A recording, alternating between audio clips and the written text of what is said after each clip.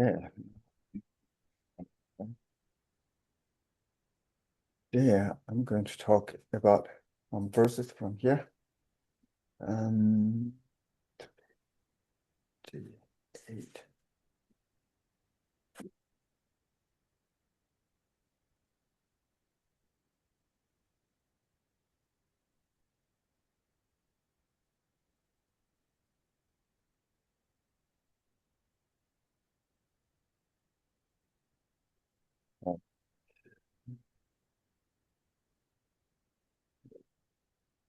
Yeah, this is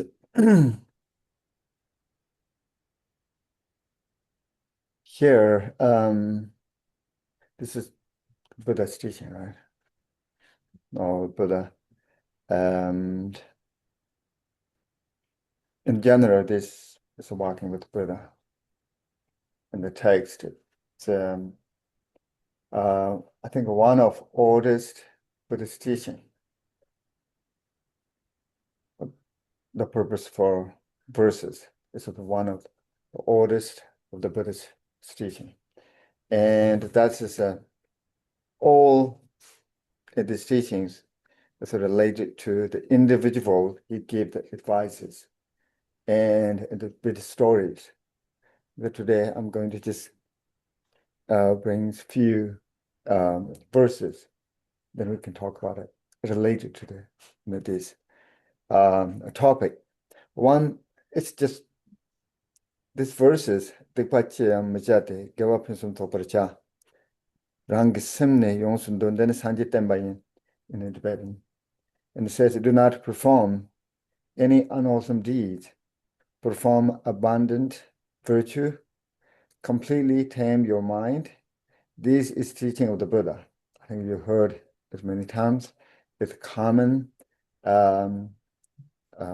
quotes, seeing all the text. The teachers are quoting this over and over again. It has a very profound meanings. And many great teachers explained these verses related to first training the well of Dharma. The first line is related to the first training the well of Dharma. And it says that do not perform any unwholesome deeds, right? Yeah, this is first training the well of Dharma related to this. And so that means this here,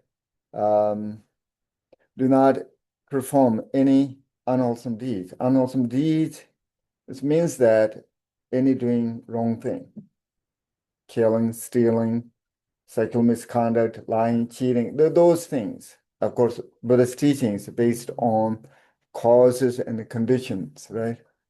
Cause and conditions. So that's how it works. Everything is dependent on the cause and conditions. If we perform unwholesome deeds, then that's the cost of the suffering. Sooner or later will be effect in our life. If we perform wholesome deeds, then that will positively affect too.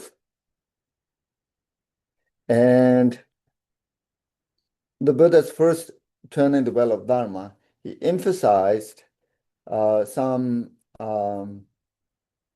actions that relate to the mainly body, like killing any beings. It's inappropriate, to do these things. And so that's the first turn in the well of Dharma. Then perform abundant virtue. This is usually, this idea is related to the second turn in the well of Dharma. And then the general in the Buddha's teachings, the second turn in the well of Dharmas depend on, he described emptiness and the sublessness. That means that what we are seeing, hearing, tasting, this is just general. I want normal life and experience. It's not true. It's accord with our perceptions, our senses. It's a depend, we as human being seeing similars, and other beings has a different opinions. The Buddha's point of view is not truly exist. And then taught about it lots based on this, right? Says sublessness, use emptiness, and we can talk about it further. Those things, the why we're saying this, Buddha's point of view. And if we want to make better something in our life, then we have to understand the reality. Reality has two levels, right? One, first, we described first tenet of the Wheel of Dharma. Here it says, do not perform any unwholesome deeds.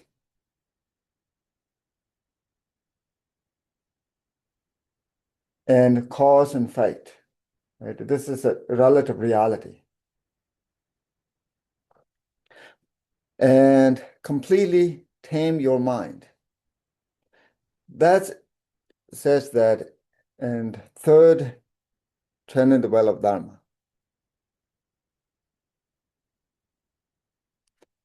Completely tamed your mind. Mind is crucial. The Buddhism really emphasizes its mind. Of all the Buddhist teachings, we can say it's a mind training teachings.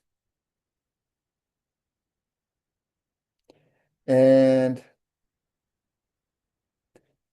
when we say completely tame your mind, then first we have to recognize what is mind, right? Mind is not a physical body. It's a phenomena. That's how we recognize it from Buddhist point of view. And what we are thinking, thought, is part of mind. When we are dreaming something, there is a sense of self, right? That you can hearing, you can tasting, you can walking, you can talk, doing like this alive. That is our mind. If your mind is not tamed, and it doesn't matter external, how fancy you have, it won't fulfilled completely. If your mind is tamed, then external will be controlled by the one's own mind. This is some sort of, this idea of, and from Buddhist point of view. The first, it says that recognize one's own mind. Is that mind is a phenomena.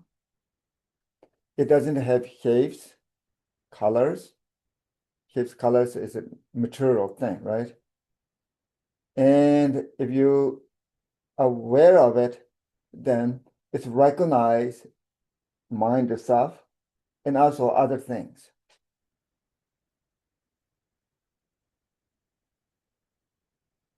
Aware of it, mind itself, and aware of it on other things. So that's just, we described the mind. And that's just, if we, mind is a little bit, it's a complex from Dharma point of view. And because it's much subtle than our physical thing, right? Mind is always changing, of course. It's impermanence. It's not solid. It's not single something. And it's always moving. And clinging, attached to something. That usually we do. And we as human beings, we have strongly built that kind of patterns. And at some point, that attachment, as we are tied in the samsara, in the things, and it's a binding in this world. So from Dharma point of view, we should free from abandoning, right? And attaching this phenomena. Not completely, just immediately. It's impossible. Our mind is embodied in our body. We can't separate it, right? While we are alive. Mind is part of self, and this body is also part of the self. And relatively, the self is that combination of mind and body.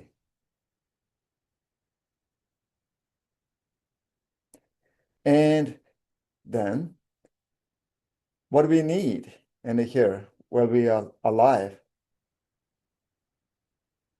and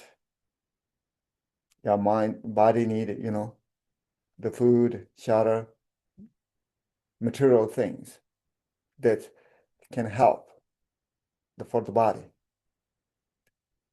And mind also need another phenomena, right? That's kind of Dharma teachings. So just a glimpse of this idea of how Buddha's the set of his teachings.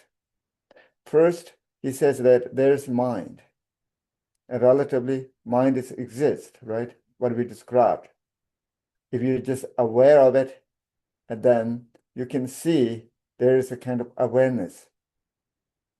We can experience it. As I described, when we have dream, everything in the dreaming is mind.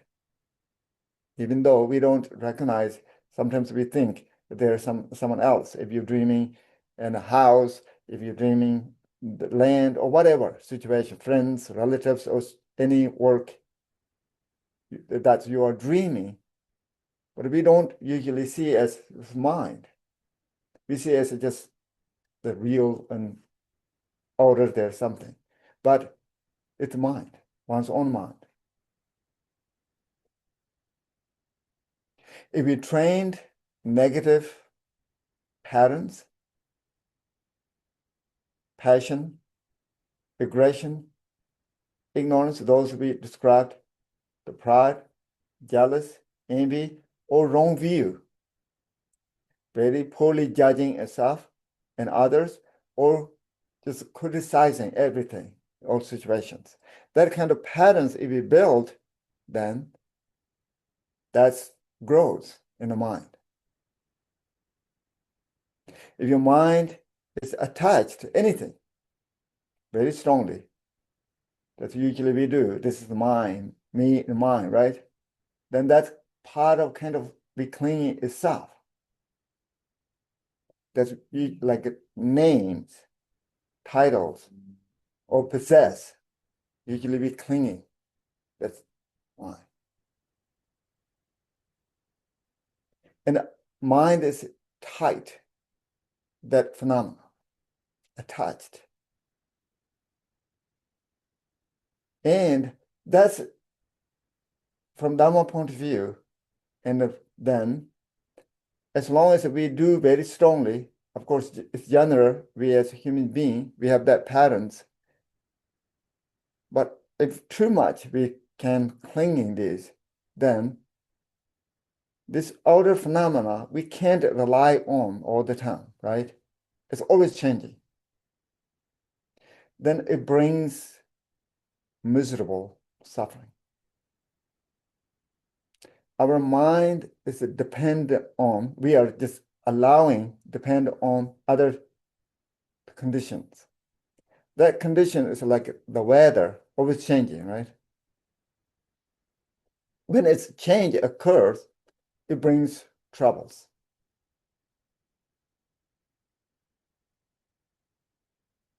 And one is it brings troubles, others we build bad habitual patterns. That patterns beating us.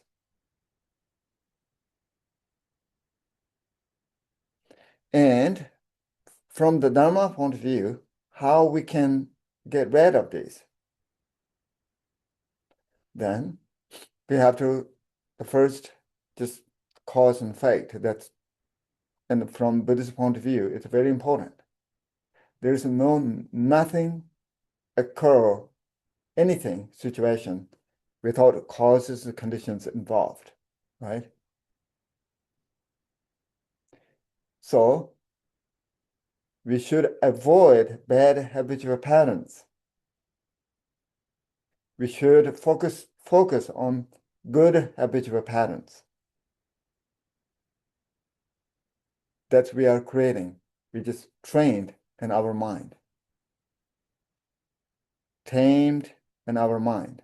That's where we can find peace, state of mind, and kind of contentment, wisdom, love and compassion, so forth. This is kind of natural qualities of our mind from Dharma point of view. Other aggressions and attachment, wrong view, anything, the depression, and so forth. This is a temporary. If we see our innate natural reality, particularly in our mind, there's nothing wrong.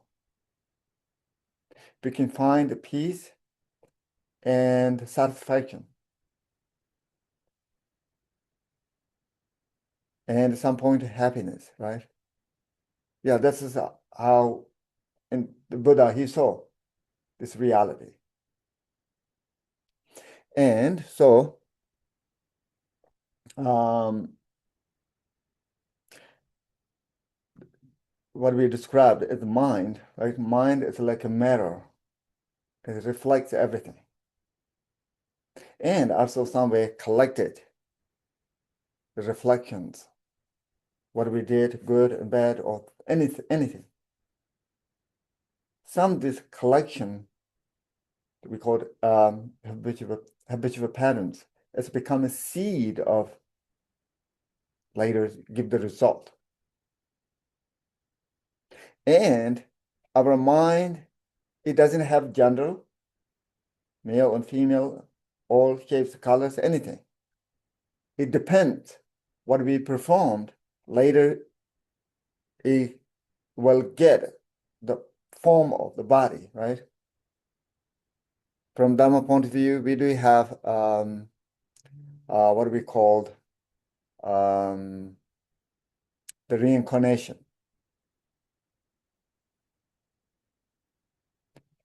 And yeah, reincarnation, right? And our mind is not dying with this body. This body is just temporary, because mind also is temporary, but mind has continuations.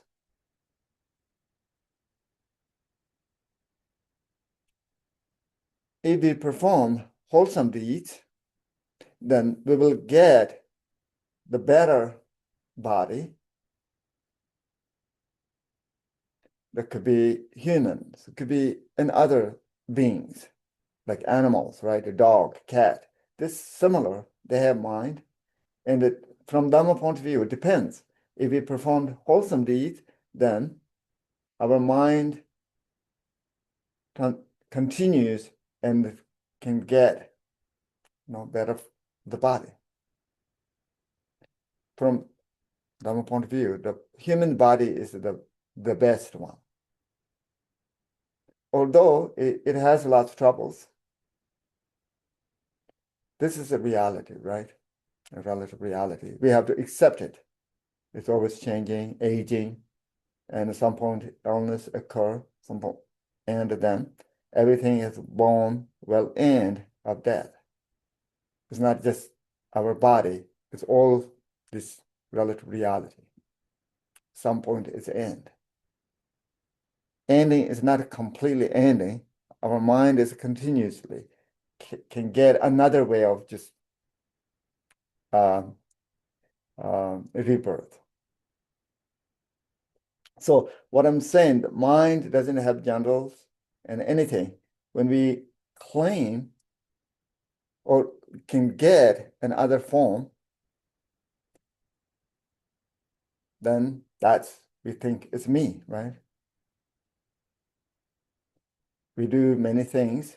If we do good things, that's good. And if we do bad things, activities, will affect, and both will affect and the continuations. But here, from Dharma saying that its continuation of our life is endless. We should, at the end of continuation of samsaric, this discursive, unhappy mind. Then how we can do this? In the Buddha's, the turning the Wheel of Dharma, the second and third that describing. Second says that mind doesn't exist. Buddhist teaching is not just only based on his ideas. It always refers to as a reality. If there is no reason to accept those reality, then Buddha, he says that don't believe what I says, following his advice. We should investigate it, examine it. In particular, in our mind, it's very clear if you inwardly look at mind itself, then you can find its emptiness. Emptiness means that if you look at mind, we know it. There's some mind. Some of the people think, this brain. And some people think there's something right inside. But Dharma point of view it's not completely its brain. There's no such permanent something, self inside of the body. It's mind. Awareness, pure awareness that's pervasive in our body. And if you characterize the mind, then try to find where it's located. You can't find any particular places. Mind works with senses, eyes, ears, nose, heart, and brain, all senses, right? Working with senses. That's how we perceive these things and judge it. But mind itself is not located legs, arms, heart, lungs, and the brain, and any. You can't find if you internally analyze, examine it, the mind in the body. Outside of the body, inside of the body, mind doesn't have shapes. If it has shapes, then it's a kind of material thing, right? It doesn't have colors, and so forth. The point here is that if we want to grasp or cut of the kleshas that we describe as negative thoughts patterns, if you want to cut of those patterns, then we have to understand the nature of the mind. Some point we said emptiness, right? Yeah, use terms emptiness. And some people understand it just automatically, the emptiness part of our mind, due to the previous karmas, merit, or the blessings. most people, it's a little bit harder to understand. Understanding of one's own mind, it's very crucial, very important. It's a key for make happier, make peaceful life and meaningful life. It's very important. It's much more important than other, knowledge occur. To make meaningful life, we have to understand this body and mind. That's usually we call the self, right? Yeah. So, and one aspect of mind is emptiness. Emptiness doesn't mean nothingness. There's nothing something, right? But yet, empty yet, awareness, understanding.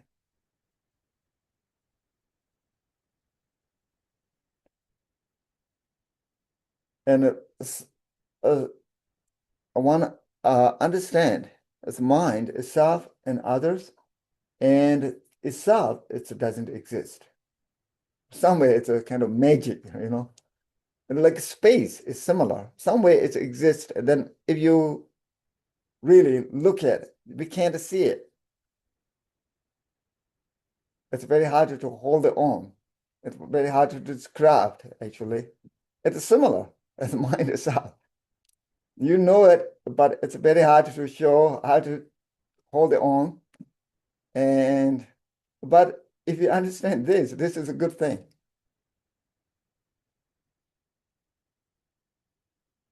And if we understand at that level of reality, then there is discursive thought ceased.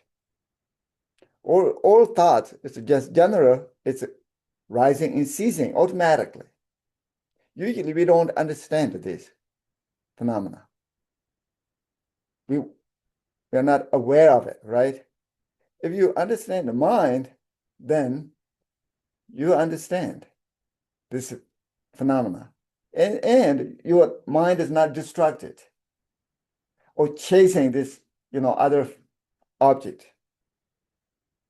Mind is completely relaxed and present, aware of it.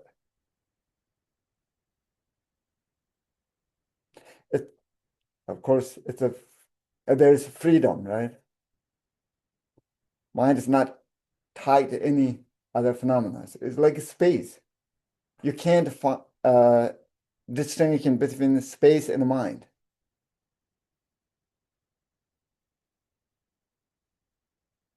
Space is knowing mind. Itself, space. Yeah, it's not separate than mind and space. If you understand, this is a good thing. And within this is limitless qualities. This is how we described as mind. And if you understand this level of reality, then that is who we are, actually. It's not build bad habitual patterns. Within there, then we describe in loving kindness, compassion, prajna, wisdom, all sorts of these things, mental qualities of the mind, the wisdom, arise naturally. And then you feel it, you experience it. If we have that, then we can find a meaningful life. And you are not denying this reality, of course. At the same time, feel like mind is grounded and relaxed. Yeah, lots of things occur. The positive things will happen without external change a lot, right? Internally, you accepted this reality, and this reality you can rely on. you can take a refuge in this reality. And that reality is not someone else. It's one's own innate nature of the reality. That's the Buddha he discovered. And he showed that his disciples, right? In many ways. Sometimes his teachings are direct, showing this. Sometimes his teachings indirectly to showing that reality.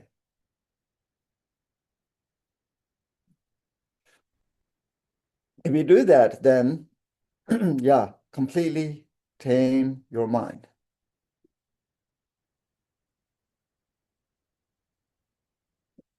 And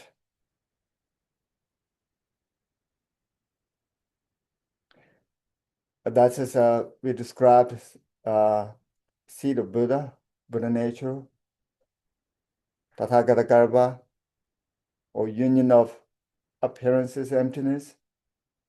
Sometimes we use terms union of awareness, emptiness. What we just described, you're aware of it, you understand, at the same time it's emptiness, right? Emptiness yet it's awareness. That's just, the reality. And yeah, as Dharma practitioners, want improve in our life, then it's those, I think, topics we should aware of it, a little bit study about this. And the one of you can way of learning this mind through the meditation. It's very a good method. You are learning yourself, right? Mind is inwardly look at mind itself, and the rest then you kind of experience it yourself. And other is like those teachings, Buddhist teachings and other great masters, they explained into those topics. We should learn from it.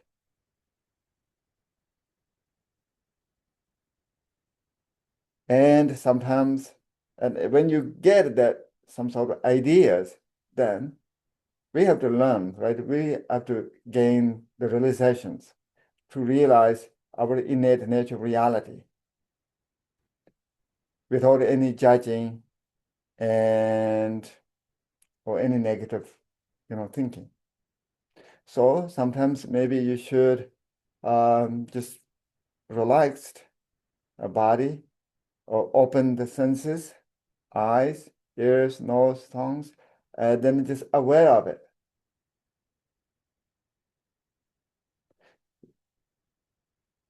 You are not rejecting anything, right? You are not grasping anything, just allowing this reality.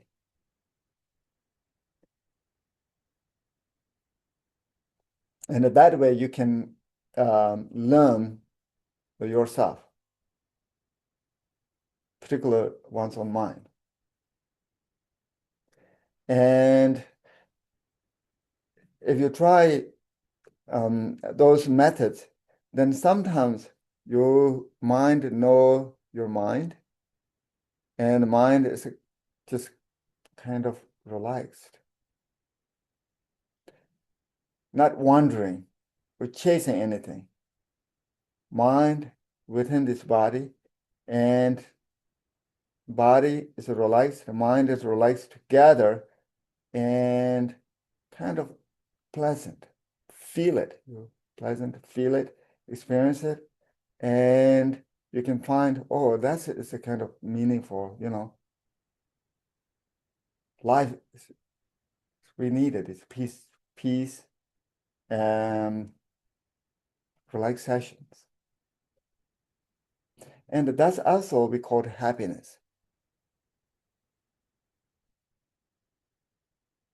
That occur internally understand one's own mind. And one who has this realization, then all other your activities much easier, maybe more beneficial for self and for others.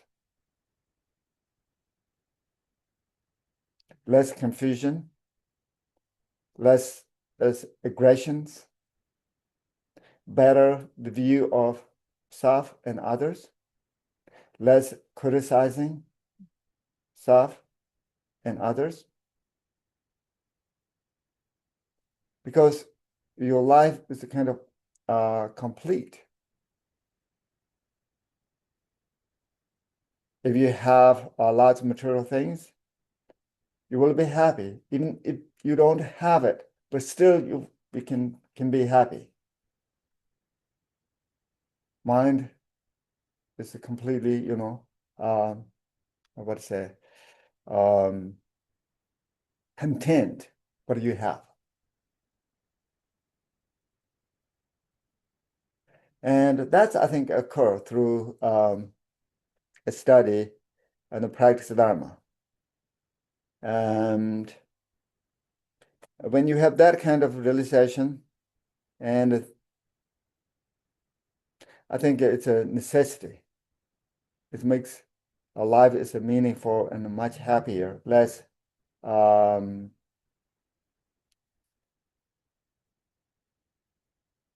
disturbing emotions. Something like that, I think, today's talk. If you have any questions, please raise a hand, then just say, and also online too. Yeah, please go ahead. We can talk about it further. So earlier you were talking about the fundamental nature of the mind and that it possesses profound, beautiful qualities. And so some of those qualities we see in Shantideva's book, which is translated, he talks about the paramitas, the 6 paramitas. Yeah. So I was wondering if you could discuss the 6 paramitas. Okay. 6 paramitas, of course, discipline, right? Discipline is the first. Generosity in discipline. Discipline, if you take ordination like me, monk ordination, fully, monk ordination, that we do have rules, that rules made by Shakyamuni Buddha over 2,500 or 600 years ago. And those rules just be described as not stealing and killing and so forth, right? If you do wrong activities, it will hurting someone else. If you're killing something, then it hurt someone else. But it's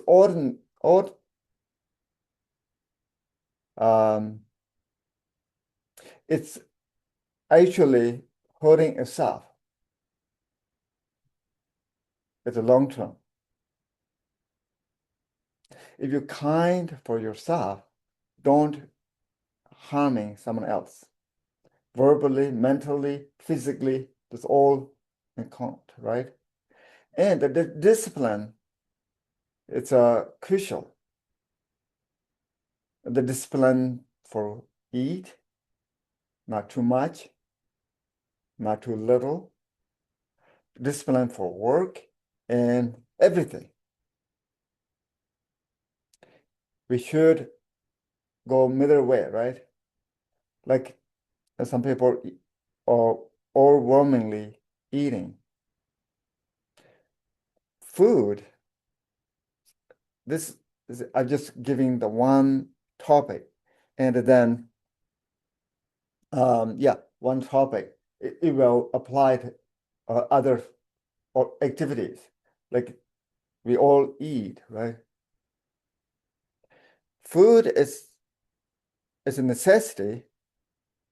If we're hungry, then it brings pleasure, right? Happiness that relate to the body and mind too. But the food is not ultimate cause of happiness.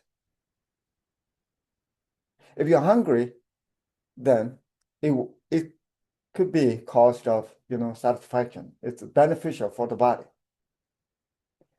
If you say, oh, delicious food is the cause of happiness, if you eat it overwhelmingly, continuously,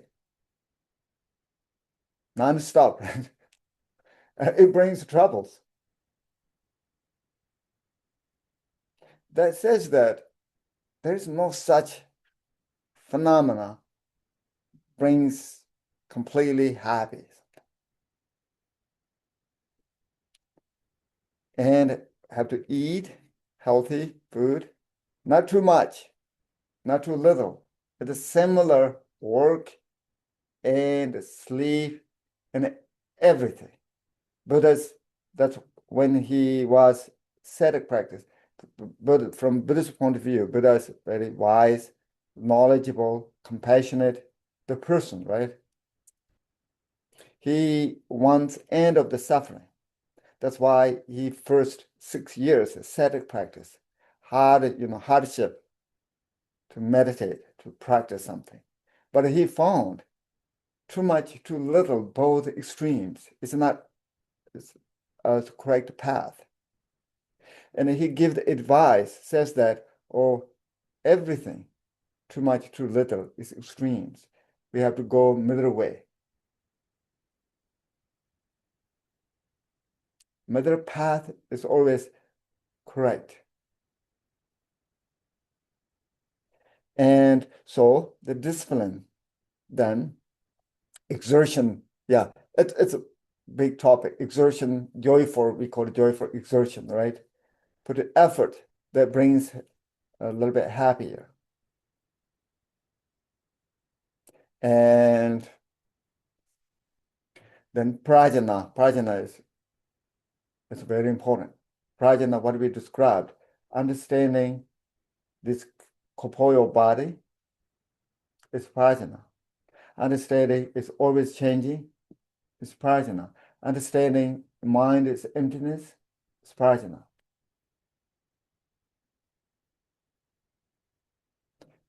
One of the cause of suffering is ignorance. And to eliminate ignorance is wisdom that we describe as prajna. Ignorance means that not understanding this reality, right? Be confused. And then we should cultivate our prajna, wisdom. Usually we do possess and just have to activate it, right?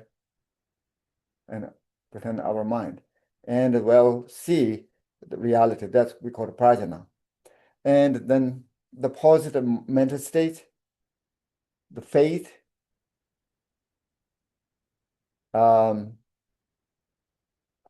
joyful exertion, mindfulness, meditation, the concentration.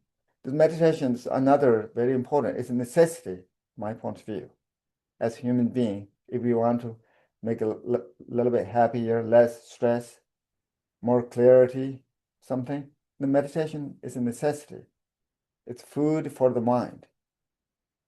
If you have the pattern of meditation, how to meditate, if you know this, one single point really concentrated, right? Something, mind is not distracted with mindfulness. If you bring that into eat, work, and our normal activities, and you will perceive much, better than just normal without or thinking or eating or too much thinking to eating or watching something eating. I think with mindfulness is very important, concentration. And our life, if you look at what was happened from birth into now, is a collection of experience. There's no such just there something, right? If you really look at what is the life. There could be good experience, it could be bad experience, whatever. And with concentrate mindful eating, it brings a good experience. If you deeper level of meditation, it brings good experience. And study in these Dharma teachings, and also it brings a good experience. Build insight in the wisdom, right? Yeah, that's it's kind of meaningful. And yeah, we already taught prajna. Those is a positive mental state. And those mental states, we use mental state, positive mental states, we already possess. Everybody has it.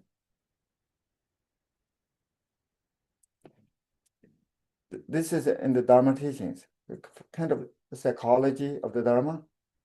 If we emphasize those states, then the positive mental states grows, becomes stronger, right?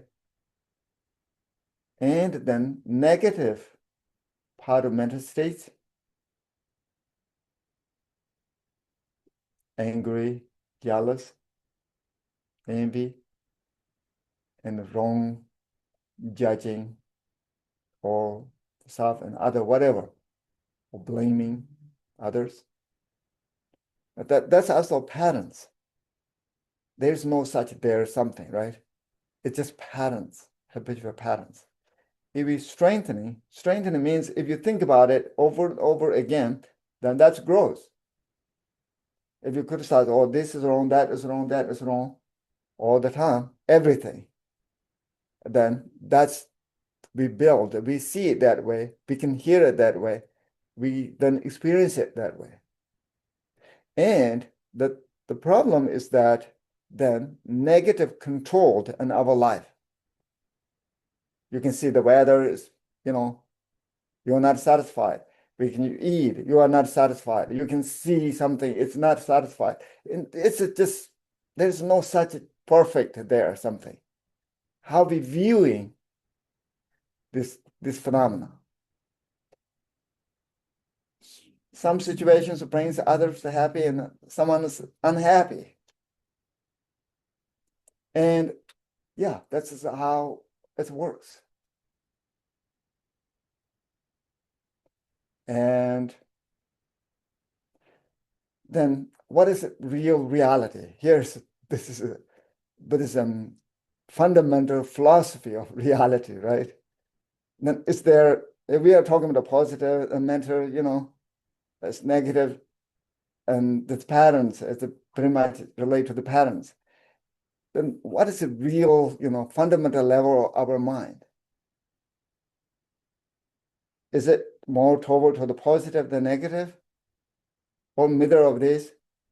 From Dharma point of view, that's how Buddha saw it. It's positive. If you don't do anything, like a meditation, right? Allowing mind itself, not adding anything, then its positive state of mind, it grows, which is a loving kindness, love and compassion based on. And the prajna, wisdom, it grows.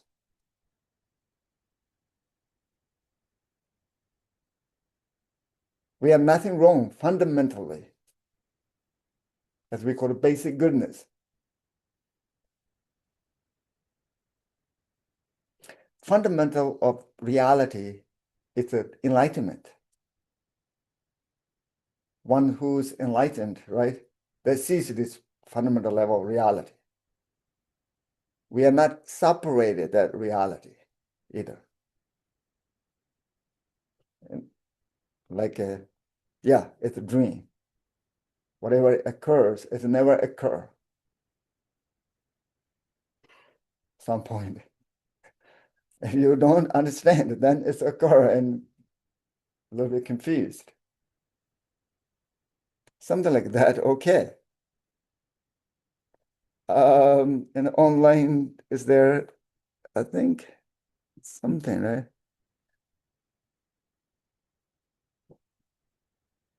Can you say it here? It's very hard to read. Or Lenora Oyachen.